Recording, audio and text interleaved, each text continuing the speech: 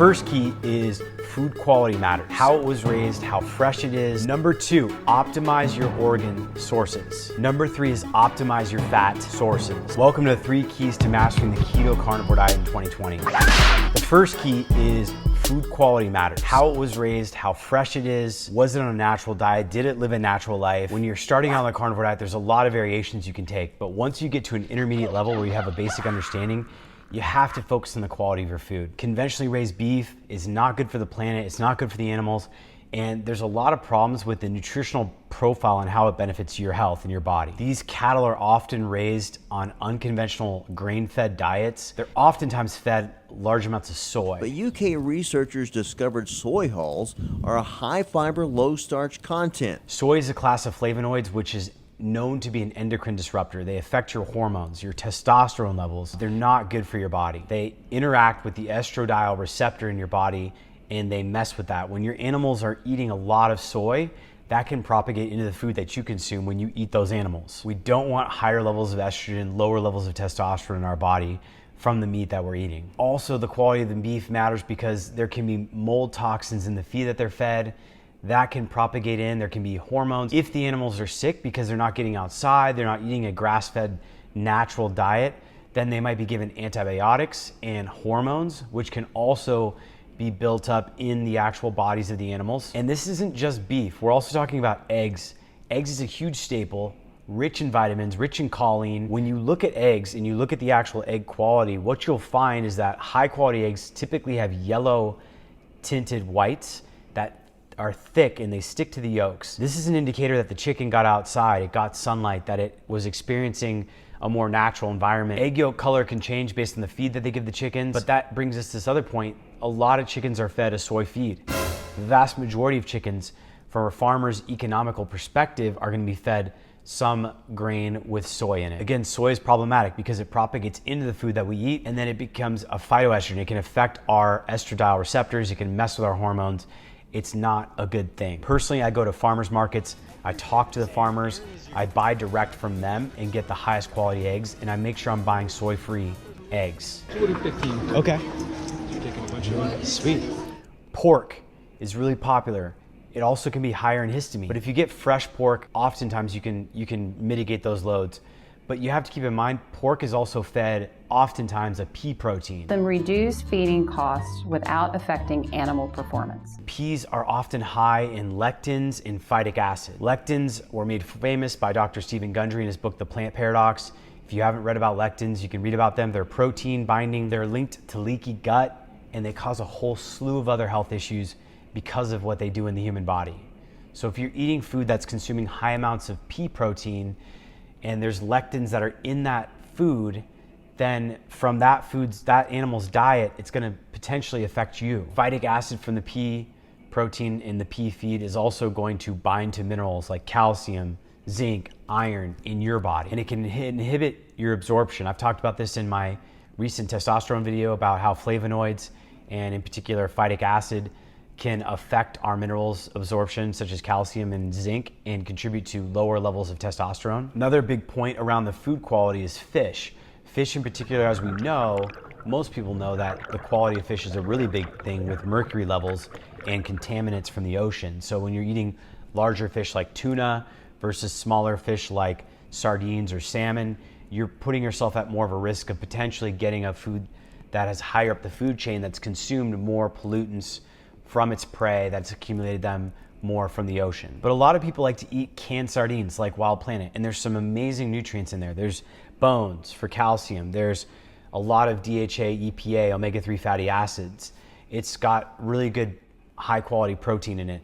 The challenge is it's not necessarily fresh. That fish has been potentially oxidized. It's also higher in histamine content. It can be quite high in histamine content. This can affect our tolerance to the food. It can affect our ability to deal with allergies. When we have higher levels of histamine and they get to a certain point where they're too high, then we get allergic reactions and symptoms that you would experience from things like seasonal allergies, such as cedar or pollen or dust mites or dander or things like that from the food that you're consuming. So keep in mind, as you get to the more intermediate and you want to get to the more advanced levels of your food, even restaurants, when you go out to eat, you have to ask them where their food comes from. Where do they get the fish? Where Was the beef raised? Is it conventionally fed? Is there a grass-fed option? Because all these variables are going to inherently affect what your body ultimately absorbs and what you ultimately get from the diet. This is a more advanced topic, but it's really important to think about. Food quality is a big deal. When you first start on carnivore, we try not to make great be the enemy of good. And a lot of times just getting rid of the plant phytoalexins, the plant molecules that are bothering you, and getting on that elimination diet of just eating all meat is going to make drastic health improvements. But when you want to take things to the next level, food quality is going to feed in, and what your food's food quality is in their lifestyle is going to come through in their food, and the mineral content in the food is going to affect the nutritional profile as well as what things you don't want to be getting from the food that you're eating. Number 2, optimize your organ sources. The devil is in the details here. As with anything, too much of a good thing can be a bad thing. And when we talk about some of the organs in the carnivore diet, the big one that comes to mind is beef liver, or even say pork liver or lamb liver. All great sources of a lot of the great micronutrients we need in our diet.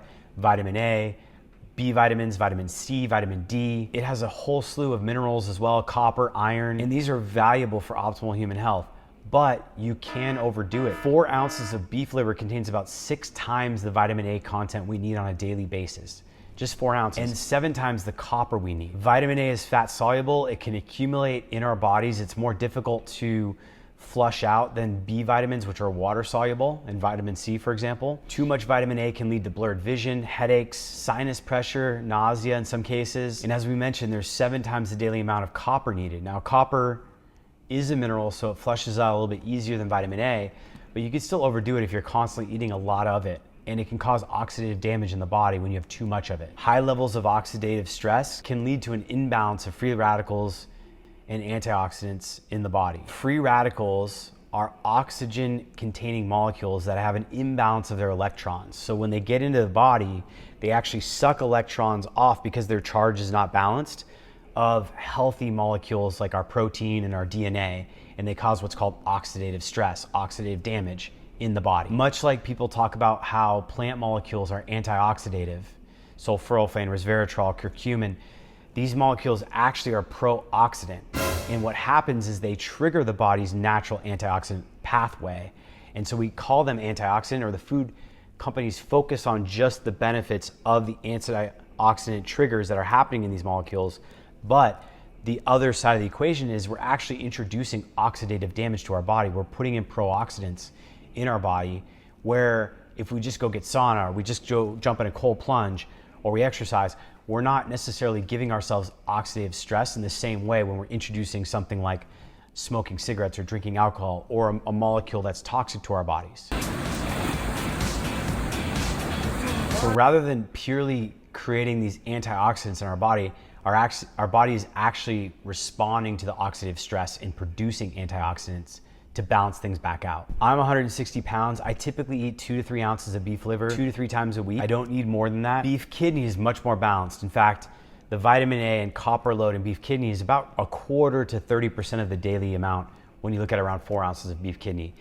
In beef kidney, you also get a very robust amount of the B vitamins, thiamine, pyroxidine, niacin, pantothenic acid, quite robust levels of riboflavin and B12 cobalamin. Remember, the B water-soluble vitamins in excess are much less likely to accumulate. And so even though there are higher amounts of B vitamins from kidney, you're, again, by taking in kidney more often than maybe the liver, you're not worried as much about the mineral of copper that's so much more higher in liver and vitamin A. I typically consume 3 to 4 times a week, maybe 4 to 5 times a week kidney, and I do 3 to 4 ounces because it has a more balanced vitamin A copper load, and it still gives me a lot of the great B vitamins and has a lot of the nutrients that I want. Number 3 is optimize your fat sources. When I first started on the carnivore diet, I was eating everything in tallow, butter, slow cooks with melted fat. It was delicious. The flavors were amazing, but my gut was a wreck. All those fats that were melted and processed were just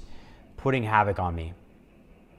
The thing is, the carnivore diet is a ketogenic diet. It's heavy in fat. You want to dial it in so you get a sufficient amount of fat. The problem with the carnivore diet when you do it this way, and I believe this is the problem when you do it with all these other like keto type high fat diets, is that people are putting in these processed fats.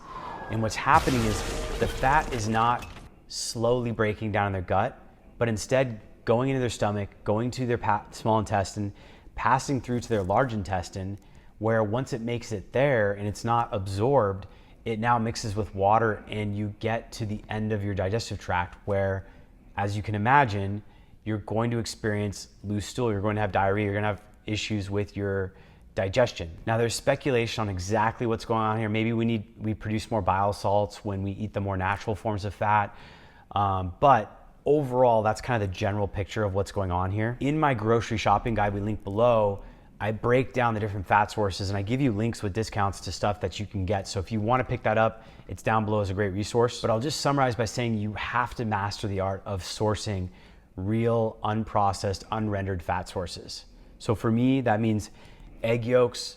They work really well even though they are more liquid form. Getting raw suet and fat trimmings, whether that's pork fat, beef fat, lamb fat. When I was talking with the Strong Sisters on one of our earlier videos, one of the first things they do when they start working with someone who's first getting into carnivore is making sure they have procured a source for fat trimmings because it's a unique food item that's harder to get. Again, gut issues are a huge problem for a lot of people who are trying to optimize their fat and deal with the carnivore diet or the keto diet. And when you can optimize your fat sources and find these real unrendered natural forms of fat that were probably arguably evolved to consume, you are going to thrive. You're going to get great energy from them.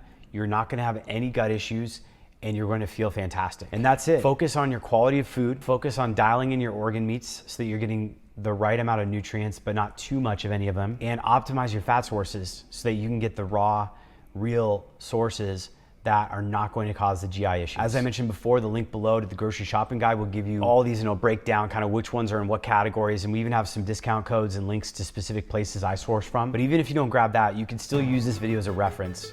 These are the more kind of intermediate to advanced pro tips to kind of really dial in your micronutrients, your fat, and your quality of food, which is gonna really feed you from like that 80 percentile up above the 90 percentile in terms of how you feel. If you found this video helpful, hit that comment button, share, like, comment below, and let me know if you think I've missed a major pro tip on the more advanced carnivore moves. And I, as always, will see you on the next video. Let's get optimized.